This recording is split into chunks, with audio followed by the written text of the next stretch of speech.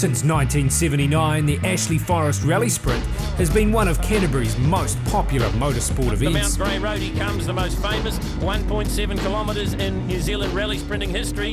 And in 2024, continued to prove just as popular as ever. It's an opportunity to see the cars many times over, not like a rally where they shoot past once. You know, you can see them up, see them down, see them multiple times. So it's a great event. A deceptively steep forest track weaved deep into the South Island to North Canterbury. Drivers from the various two-wheel and four-wheel drive classes have day one to gather their nerves and get a feel for the forever-changing gravel surface and surrounding pine trees. Spectators who journey up to the halfway hairpin know firsthand how steep the track is, keeping drivers on their toes as they brave the steep incline and then descend at pace to the finish line. A series of knockout rounds on day two reveals the quickest cars, who battle it out over 4 elimination rounds before the final 2 fastest drivers face off for one last sprint each. 70 odd seconds was fast enough to win the first rally sprint in 1979, when Steve Millen did it in his Chevy HSR. 9 years later, his brother Rod Millen turned up in a four-wheel drive Mazda RX-7 and recorded the first ever sub-minute time of 59.1 seconds. You had to have a lot of respect for the road, but you know, that's what this type of event's all about. Fast forward to the present day, where World Rally driver Hayden Paddon has dominated the last 3 meetings, bringing both his combustion and electric Hyundai race cars. The EVK got to brake a little bit early coming down the hill with the extra weight, but of course the AP4's has got that rawness to it and that sound, and yeah, they're both a lot of fun to drive. And an international quality support crew to help shave seconds off his four-wheel drive record of 52 seconds flat. I guess a little bit frustrating to be 52.00 and not actually be in the 51s, but I guess that gives us some bait to come back again and try and continue to improve that. Day one started with 48 competitors across the 7 various classes, jostling to make the top 32 fastest times. Day 2 is the elimination day, where the top 32 drivers have 1 run each before the field is halved to the top 16 quickest times, followed by the top 8, top 4, and finally the top 2 fastest drivers have the last shootout to decide the 2024 Ashley Forest champion. Slone Cox here at the Ashley Forest Rallysprint. What is it about this event that keeps you coming back? Everything to me is from when I first wanted to do it to breaking the record 2 years later. It's an amazing bit of road. Just to go up's the cool part, then you've got to go for on the downhill and it's a thrill. And last year didn't do as good as I wanted, but probably my worst year to date, so I've got some redemption this year to try and go faster and have a good year. Hayden Paddon has brought back his Kona EV with some changes from the previous appearance, making it lighter to aid with a downhill run. So I've got hydrogen power on board for this one. There's the charging unit. Alongside his EV, Hayden decided to enter a second car in the Class 6 field, the 2016 Hyundai WRC Championship rally car, the same car that he won the Argentinian rally in. We're here to have fun this weekend. If anything, the result's going to be more about the EV car, so to see what we can wind out of that, but yeah.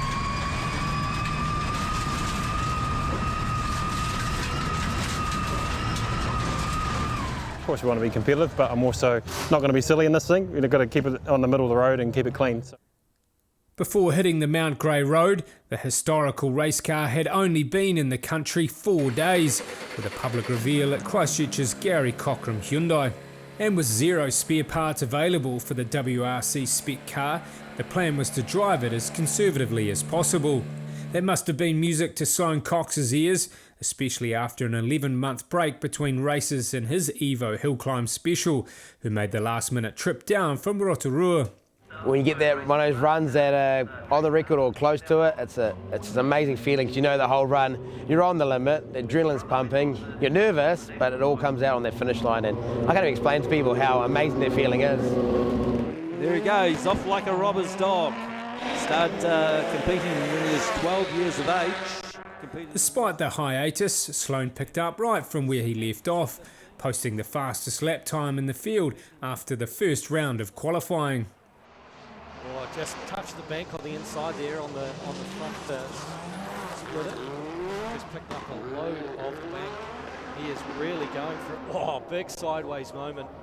carrying plenty of speed down to the Repco hairpin. Has he got an issue? But with mechanical failures riddling the highly tuned 700 horsepower Evo 8 engine on the second run, Slone and his team were not sure if they would even be able to make it to the start line of the top 32. The second run went into it feeling really good, felt way better. Unfortunately, just as I got to the top of the hill, just turned off for me or shut down, not sure what it was, and now pulling apart. Looks like our inlet cam is somehow, or pulley has come loose, and it just, inlet cam stopped, so yeah, no compression in the motor, so yeah. Unfortunately, but it looks like it could be savable. We don't know yet. We've got the parts we need to put back together, but hopefully it's all good to go for tomorrow. Meanwhile, the ever-consistent Mike Toole was making sure the pressure was on the unlimited four-wheel drive class. Here we go, Mitsubishi Mirage, 1996 vintage. Racing up a series of sub-minute qualifying times, waiting for Hayden or Slone to put a foot wrong. So here comes the four-wheel drive upgrades, Mitsubishi Mirage through the Repco hairpin. We'll get the split and the speed for you. And his aim must be to make it through to the semi-final run this year, the top four run off. Well, 122 kilometres an hour, so good speed at 14.50. So dead on split time there with Sean Haggerty. So we'll have a look through the Kumho Tyres finish line, a top run here for Mike Toole to start his weekend. Emma Gilmore's first drive at Ashley Forest was entered in Class 5's Rally 4-wheel drive. Her C3 Rally 2 was tasked with attempting the 1-minute barrier. Away she goes from the Superkarts Indoor Raceway start line to begin the 1.7 kilometre trick. But as all new drivers find out, that's easier said than done, as she fell just short in her final qualifying run. New Zealand's fastest female rally driver, it is car number 16, Emma Gilmore. Emma, a professional driver and car dealer from Dunedin. So 37.96, she's got into the 37s, 37.96. 6/10 of a second improvement here for Emma Gilmore. Will we see a 1 minute or under here for Emma Gilmore? It's going to be close. Well, that's her aim, to get under the minute. Well, she's close, but not quite. 1 minute 00.29. 1:00.29. Emma finished the day in 6th place, just behind Sean Haggerty. Okay, car number 9, Sean Haggerty. So Sean goes up, another one of our flying Scotsmen here this weekend, as he heads up to the Repco hairpin. Oh, nice line through there. I'll tell you what, Sean Haggerty leaves nothing on the table, does he? As you see him come downhill. Here he comes, I think he may have done it. And it's a new PB, 59.83. So he's under the minute for Sean Haggerty. Yeah, no, pretty good. Just got to keep squeezing that wee bit harder each run. A wee bit untidy in the way down. There's a bit more time in it in the way up for me. But have my usual co-pilot with me. So yeah, I've got to look after her. Absolutely got to return Bella home in one piece. But yeah, it looked a little bit hairy through the dipper. Oh, it was a wee bit hairy through there, okay. But yeah, no, we trimmed the hair up and it was all good. And the man with the most experience in the field, the 1985 event winner Trevor Crowe, who has become part of the furniture. Yeah, I just like being a part of the event. You know, I'm long over looking at the results to see if I can get anywhere in the top 8 or so. Next up will be Trevor Crowe. Trevor Crowe, a 4-time Oscar saloon car champion. He is still recording competitive times after 40 years of experience with the circuit and is infamous for turning everyday cars into giant slayers. I'm about the same, maybe a wee bit slower, but there's a lot of quicker cars than the old days. You know, 20 years ago, you used to come out here with a hot rod and go half good and you could be in the top 3 or 4. You also won plenty of rallies in New Zealand. You also won the New Zealand Touring Car Championship, the BMW M3. Best split time now for the weekend. Trevor Crowe, 41.81. My life's about next week, not last week, so I don't tend to dwell on what I've done. I'm always thinking, how good am I now to be able to do what I can do now? Steve Cox and the fearsome Audi Quattro. First time at Ashley Forest, impressions after day one? Definitely need to come back lots of times to actually just get that knowledge of where the crests how deep you can brake after the crest, particularly coming down the hill. So the whole car is fiberglass on the outside. There's no steel apart from roll cage above this height. All the floors are fabricated, everything. It runs a 20-valve, 5-cylinder turbo engine, which in trim today is about 400 odd horse at the flywheels. A man that's raced at Bathurst, believe it or not. He's sponsored by Commodore Hotel, Haltech, Manukau Auto Service, P40 Motorsport, Penrite and Hella Lights. The other big surprise was Gareth McLaughlin. Now Gareth's a very talented driver. He's very wide indeed as he comes through the Kumho Tyres finish line. Managed to pull it up nicely at the end here. And a 1:02. So now it's the time of the Polo. Polo, I think, had its debut. I think it was at Mount Thomas this year.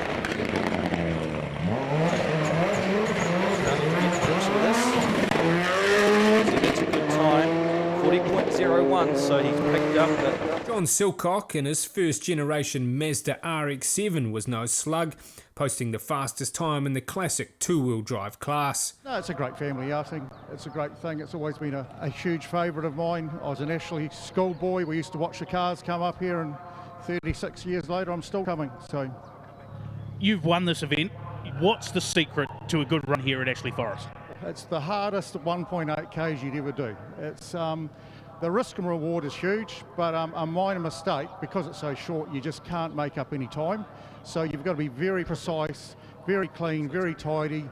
The hairpin is a real problem. If you muck that up, it just damages your whole run. Now this has to be the favourite to win this class. It's John Silcock, car number 34 in the Group B Mazda RX-7, 1984.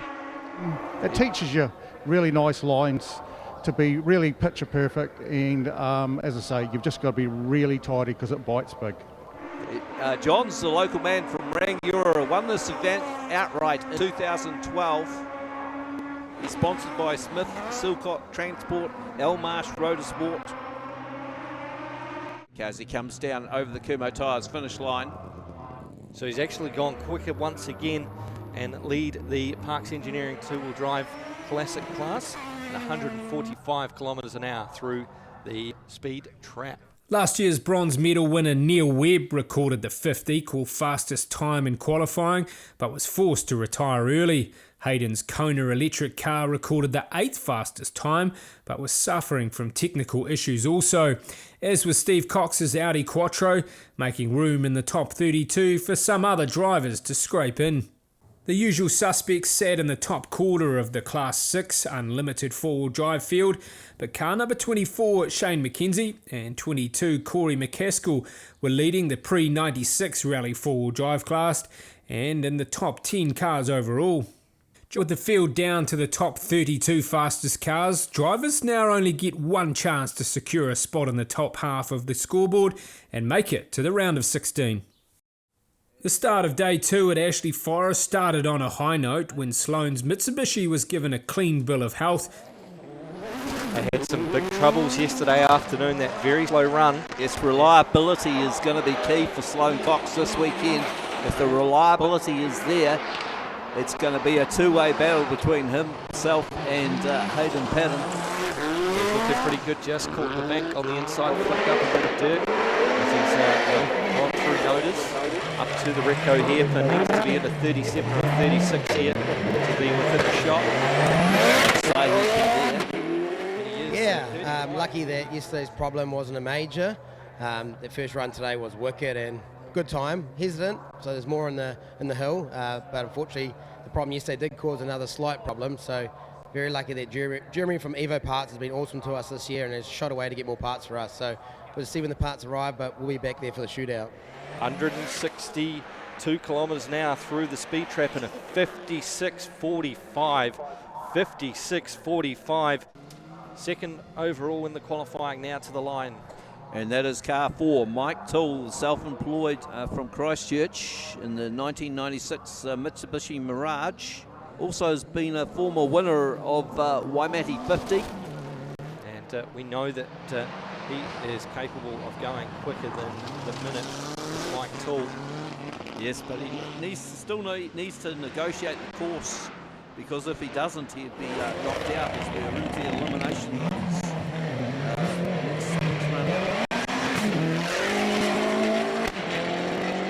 So a good split time. He's improved again at 36.93, so he's half a second up again on this split time from yesterday. Could we see a sub-minute run here for Michael Toole?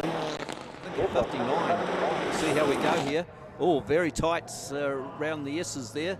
And he's gone under the minute, the second man this weekend to go under the minute by a margin as well, 58.95, 58.95 and 163 kilometres an hour. So this weekend I was solely on the EV, but we are not running that for today. So usually for the other rallies I'm on Emma Gilmore's car, so I'm pretty much on that as much as I can. I started a couple years ago, and I just come along for the weekends and help out where I can, whether it's bolt checks, tyre pressures, changing tyres, pretty much anything I can help out with that makes the time easier for everyone else. We're not in hill climb spec, so we don't have the massive power to get up the hill, but through the corners and the braking and everything, this thing's just phenomenal. So there's a party that thinks maybe it should just be sitting in the museum, but it's also such a cool car to drive, so it'd be rude if we didn't get out here and enjoy it.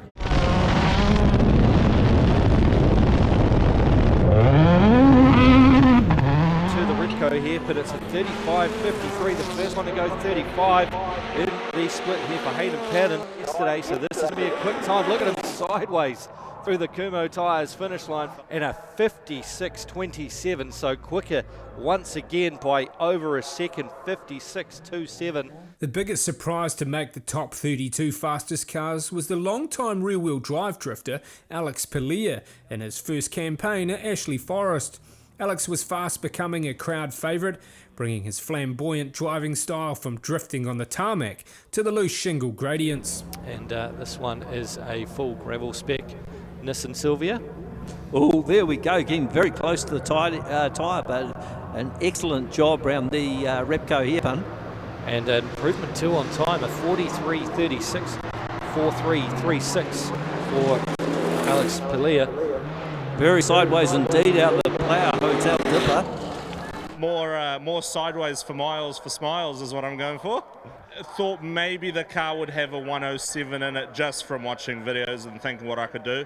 I beat that yesterday already with some hectic finish line spaghetti hands, so I'm pretty happy with it there. The results that are coming are it's all just real fun for me now, and I love being part of this atmosphere. It's crazy the amount of people and the talent of people that are here with these drivers. Just to be part of it is awesome. And here he comes downhill. He's certainly got the shingle flying. 147 kilometres an hour through the speed trap at the finish line, and a 107.63 for Alex Pellier. Say to the line, car number 28, the Toyota MR220. Chris Hay, what can you say about Chris Hay that hasn't already been said? Open two-wheel drive juggernaut Chris Hay has dominated the rear-wheel drive field for an astonishing 15 years straight. Not only does he outperform many of the four-wheel drive entries, Chris has recorded the fastest two-wheel drive time ever, a hair over 1 minute. The hope is to crack the 60-second barrier, but this year's conditions are not looking favourable to achieve that goal. See the hairpin. 41.55 to the Repco hairpin, Lawrence, so he's improving. So I tried starting on that last run out of the ruts, but not much traction out there. So I'm urging all these other drivers to try and start on the right-hand side if you can, please, and get a few clean ruts going for us poor old two-wheel drives. Public service announcement there from Chris Hay, but We've spent so many hours on the car changing things and trying to make it quicker, just especially for this event. And then you go to the next events and it's a whole lot quicker for them too. So over the years I've sort of noticed that I do go a little bit better under pressure, and I hope that continues because we've been making a few mistakes yesterday and today. Oh, the run today was okay, but yeah, under pressure I seem to be able to clean it up a bit. Smaller engined and two-wheel drive racing classes each have a final, with the fastest three drivers competing for a gold place performance in each of the classes. Here we go. It's the first of the Chris Herdman Builders 0 to 1300cc Coombs Cup class, and this is the final. So 3 cars in the final. The first one up the hill is the Suzuki Swift, the 1988 Suzuki Swift of Corbin Radford. So Chris Herdman looking about a 48 here. Up to the Repco hairpin, nice and tidy around there. So he'll be looking to get revenge on arch rival Paul Rowan. Paul Rowan, a 110.71. Paul Rowan first in the 0 to 1300cc class at 110.71. 112.82 for Chris Herdman and a 118.28. So congratulations, Paul Rowan. Adrenaline's still pumping, but it's awesome. I'd like to thank the competitors and the organisers. It's been great. Thank you. Congratulations. So we've got Matt Penrose, the import part specialist car, and I'll tell you what, listen to the revs as he goes up the hill. Will he go sub 38 here, Matt Penrose, as he comes down the hill? 38.27, so not his quickest. Over the Kumho Tyres finish line.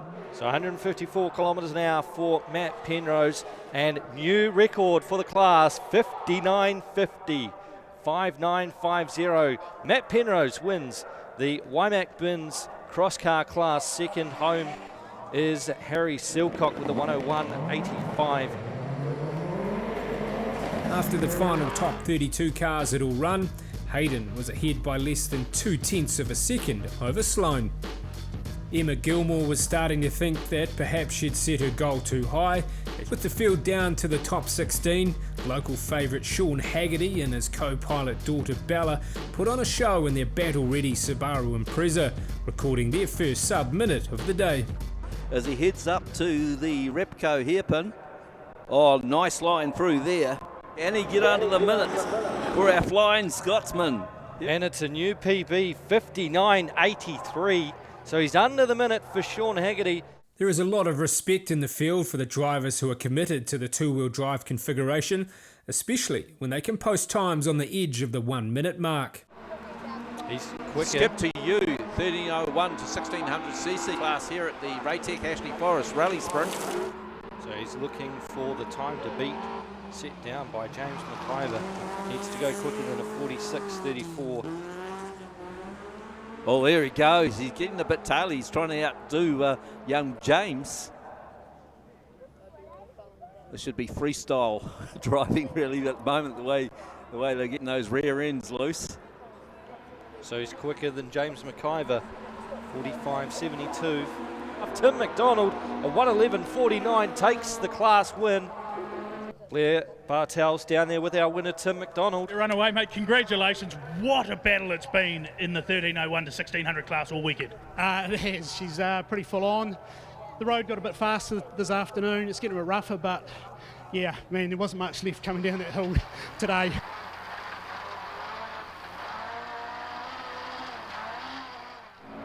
Yes, he'll be very determined, Tim McIver. And of course, we saw his son James McIver in the 1301. Oh, he's got it all wrong through Nodas. Now, John's already done a 104. So he knows he can go quicker than David Owen. It's just a matter of him going out there and doing it again. There we go, some pretty big revs from the RX-7, the Group B RX-7. Oh, I think we could be looking at a 103 here. Or could he even get to the 102, the time of Kim Austin? 104.31 and 153 kilometres an hour. John Silcock takes out the victory in the Parks Engineering two-wheel drive classic class. It's Scott Johnson from Christchurch. He wants the bragging rights of being fastest drifter up the hill, but I think he's got a fair bit of work to beat Alex Pereira. Great pictures here on the live stream this weekend at the Raytech Ashley Forest Rallysprint. This is a Nissan Silvia S15. As he comes through the right-hand kick, looking a wee bit sideways, I think he's putting on a show here for the crowd. You watch, he's doing his drifting stuff as he comes up the hill here through Nota's corner. He's not worried about the time. I think he's accepted third place already. Putting on an absolute show. Drifting on shingle. There you go. Out of the Repco hairpin. The time shows at 47.33. He's just out there to have an absolute bit of fun. Well, the big question, can Chris Hay make it 15 times fastest two-wheel drive car here at Ashley Forest consecutively?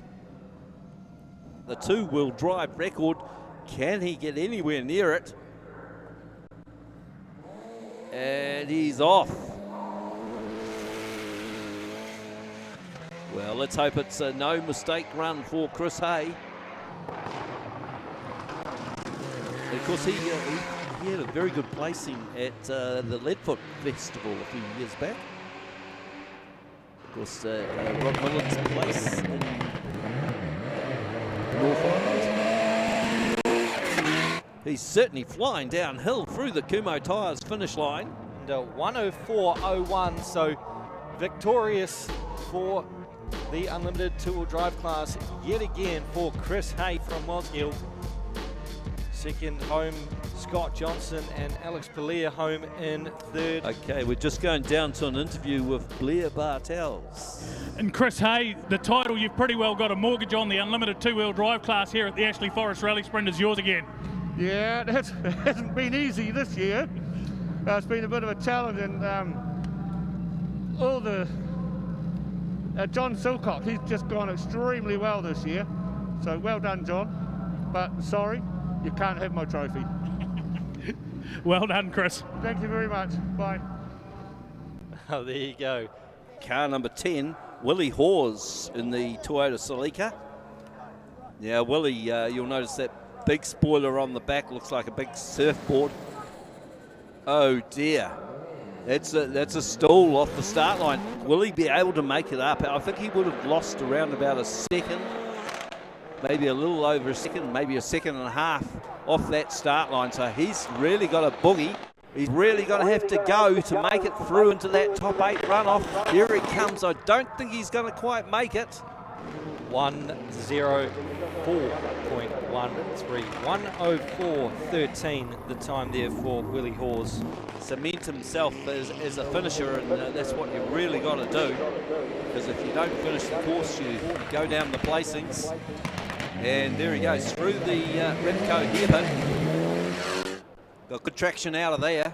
It's a very good split time. I think that's and a 1:02.28. 1:02.28 is the time for Shane McKenzie. Hasn't he turned a few heads, Shane McKenzie from Hastings? Shane McKenzie and Corey McCaskill made it to the top 8, but couldn't get under the minute to make the final 4. Slone Cox took the lead over Hayden as the first and only driver to record in the 54-second realm. Because here comes Gareth McLaughlin. Now he's going to have to get in the high 58s as well to make it in that top 4. Emma's already indicated she wants to come back next year. She was oh so close. It was at 1:00.07. Here she comes through the Kumo Tyres finish line. Could be under the minute. 59.10. She's under the minute for Emma Gilmore. 65. Well, you could be looking at a very, very similar time to Emma Gilmore. Here he comes, Sean Haggerty. Yeah, we'll grab a quick word with Sean. 59.29, slightly slower than your previous run, but a solid day's work. Yeah, pretty happy with everything. Yeah, just you got to be consistent. You've got to join all the dots and cross the T's, and yeah, no, it's all good. Rally car, heavy car, fat driver, all good. Well done. Oh, what more can you say to that? Sean Haggerty said it all. Here we go, Michael Toole in the Mitsubishi Mirage. Oh, some clapping going on there. So obviously a very quick time for Michael Toole. Well, this Mitsubishi Mirage. Very quick. Oh, Michael Toole. 56.90. Well, there you go. 56.90. And 157 kilometres an hour. That's a personal best. 56.9. You're in the 56s. Well done. Finally. That's taken a while, isn't it? Quite a few years. Satisfied with the weekend's work? Yep, more than happy. Haven't even lifted the bonnet or changed the wheels since I got here. Perfect. Off and away. Excitement was building in the crowd. While Hayden was able to shave over half a second off his previous time, Slone was still out driving the field by a nail-biting margin. It's a bit of a drought there for Slone Cox as far as wins go, but today could be the day here at Ashley Forest for Slone Cox, or win number 2. We'll just have to wait and see. Top 2, and it was anybody's guess who was going to push the hardest in the final shootout. Despite setting a new track record in last year's final, Team Paddon very much wanted to take home their newly acquired WRC car in one piece, so Hayden clearly wasn't going to take the same risks as he had to set the 52-second record in 2023. This opened the door for Slone Cox, who was all too familiar with towing home a broken car after last year's crash. But that didn't seem to affect Slone's performance in his final run, getting into the high 53s and setting a time that was going to be well outside Hayden's comfort zone while driving a piece of New Zealand rally history.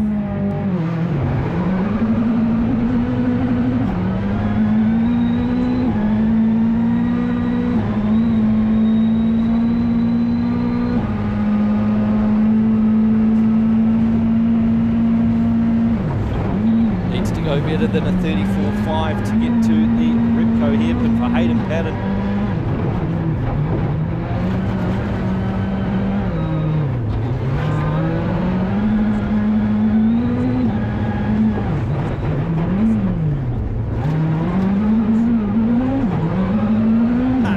.33.89. He's quicker at the hairpin for Hayden Paddon. This is going to be on.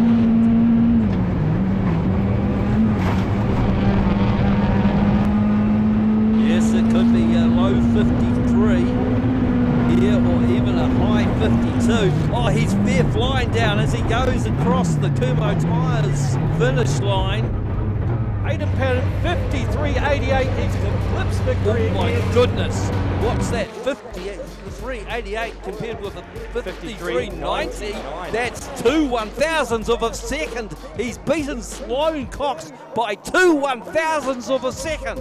So tight in that final. That really is what this event's all about, isn't it? That's exactly right, and I knew I gave time away going up, and it annoyed me, so I pushed pretty hard going down, but you put it all on the line and you have to give it everything. Sometimes some magical stuff happens, sometimes you go away a little bit annoyed, but we're coming to have fun. I love battling Hayden, so we'll be here again to do it every year. 188 k's an hour down the hill, that's frightening. Yeah, that shows how much I knew I stuffed up that up, or I knew I couldn't lift it down, or I had to make some time somewhere. 53.88 seconds in a rally car with a restrictor. Hayden Paddon, that is quite phenomenal. To be honest, it's the most nervous I've ever been driving a rally car, because I know what this is worth, and I've been so stressed today, especially when someone called Jeff Ward said he dreamt last night that I stacked this today.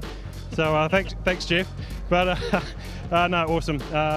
This car's so special to myself and to the team, and probably didn't realise how special this car was to New Zealand rallying until Thursday when you started hearing all the stories, and I didn't realise it was meant so much. And yeah, for me, hardly a scratch on it. It's perfect, and love this car, love our team, and obviously massive congratulations Slone. Awesome drive. You drive once a year, so to come out and pedal that thing as fast as you do is amazing. So yeah, thank you. I think on behalf of all the New Zealand rallying fans, we thank you for doing this at 4 o'clock in the afternoon rather than 4 o'clock in the morning this time. No problem, anytime. Oh, congratulations, another Ashley Forest Rallysprint title for Hayden Paddon.